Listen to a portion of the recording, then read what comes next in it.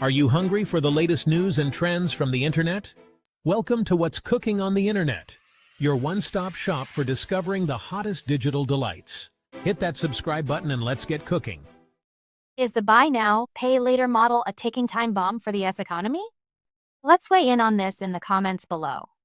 As we try to make sense of the US economy, it's no surprise we're on the lookout for new ways to gauge its health with buy now, pay later bnpl services on the rise. Consumers are approaching credit and debt in a whole new way. But is this a sign of a healthy economy or a warning sign of trouble to come?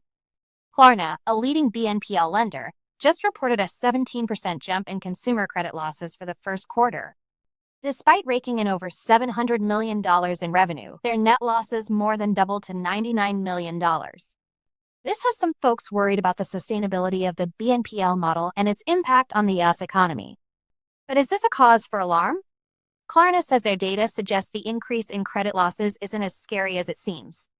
They point out that credit losses as a share of their total loans are still pretty low, just 0.54%. That's a slight increase from last year, but still a relatively small percentage. However, other data tells a different story. A recent survey found that 41% of BNPL users reported paying late on one of their loans in the past year, up from 34% a year ago. That's a concerning trend, especially when you consider that a quarter of users are using BNPL loans to buy groceries, a 14% increase from last year. So, what does this mean for the US economy?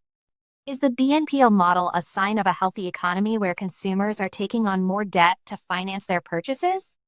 Or is it a warning sign of trouble to come, as consumers struggle to keep up with their payments and the economy becomes increasingly reliant on debt?